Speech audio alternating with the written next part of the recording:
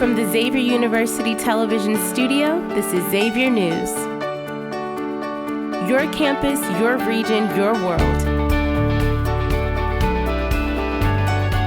This is Xavier News. Hello everyone, I'm Jordan Ilan. And I'm Nick Namyar. Today is April 1st, 2022. Happy April Fools, and this is Xavier News. Last Monday, Florida Governor Ron DeSantis signed a controversial Don't Say Gay bill into law. The law is planned to take effect in July. Lawmakers are already fighting to block the implementation and enforcement of the new bill. The federal lawsuit was filed by two LGBTQ rights advocacy groups, as well as students, parents and teachers in Florida. The lawsuit calls the law a, quote, unlawful attempt to stigmatize, silence and erase LGBTQ people in Florida's public schools, end quote. In response, DeSantis stated that he would vigorously defend the law. Russian oligarch Roman Abramovich and two Ukrainian peace negotiators suffered suspected poisoning after a March 3rd peace negotiation meeting with Russia. Abramovich and the two negotiators suffered, quote, red eyes, constant and painful tearing, and peeling skin on their faces and hands, end quote. The symptoms are similar to those of chemical weapons poisoning, as Abramovich and the two Ukrainian peace negotiators have healed. Negotiations continued this past Tuesday. The goal of the negotiation was for Russia to reduce fighting around Kiev. Although Russia agreed, the country has desires to capture the eastern Donbas region. Peace negotiations will continue in order to persuade Russia otherwise. The Oscars were held last Sunday. The award show featured a performance of We Don't Talk About Bruno from the Disney film Encanto, the famous red carpet run, among other things. Hans Zimmer took home his second award for Best Score for his work on Dune.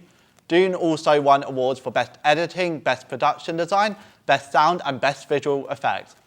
Will Smith won his first Oscar for his portrayal of Richard Williams in King Richard, and Jessica Chastain won Best Actress for a role in The Eyes of Tammy Faye. Encanto took home the award for Best Animated Feature. Jane Campion won Best Director for her work on The Power of the Dog. Other notable awards include Best Original Song, Going to No Time to Die, from the James Bond film of the same name, Summer of Soul winning Best Documentary Feature, Disney's Cruella winning Best Costume Design, the Japanese film Drive My Car winning Best International Feature, among multiple more awards. Finally, the big award, Best Picture, went to the film Coda. One of the film's actors, Troy Kotsur, made history being the first deaf person to win an award for supporting actor. Oakley's 20th Century Theater is now under new ownership. New owner, Bronson Treby, acquired the theater back in October 2021 and has plans to restore the historic theater. His reasoning is, quote, in America, I think it's a shame to see us tear things down and build shiny new metal and stone things that don't have any personality, end quote. The theater is now currently open for private events. On March 23rd, signage located on Xavier's campus, which supports members of our diverse community, was vandalised. Stickers from an external group perpetrating hate were also placed around campus.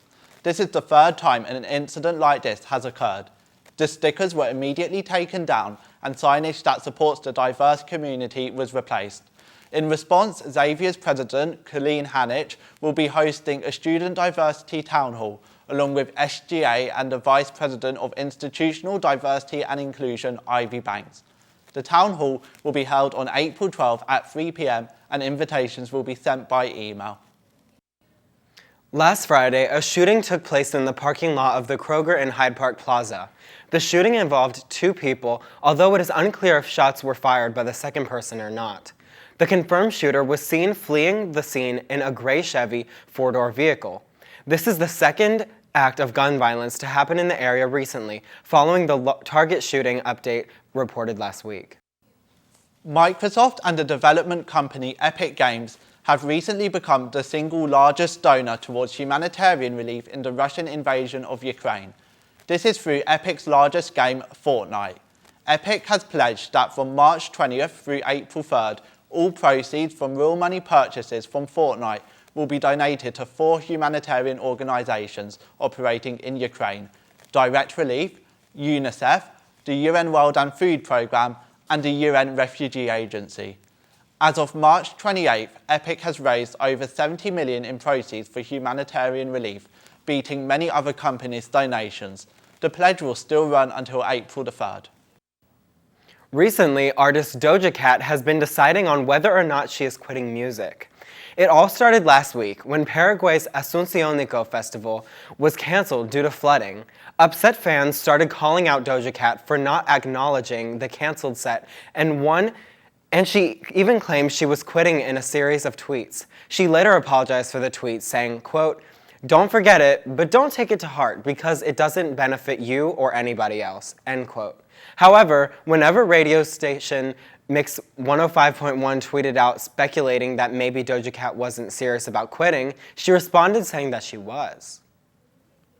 Last Monday, the Physics Club, Alchemist Club, Biology Club and Pre-Med Society held a presentation featuring Ali Al-Karaguli.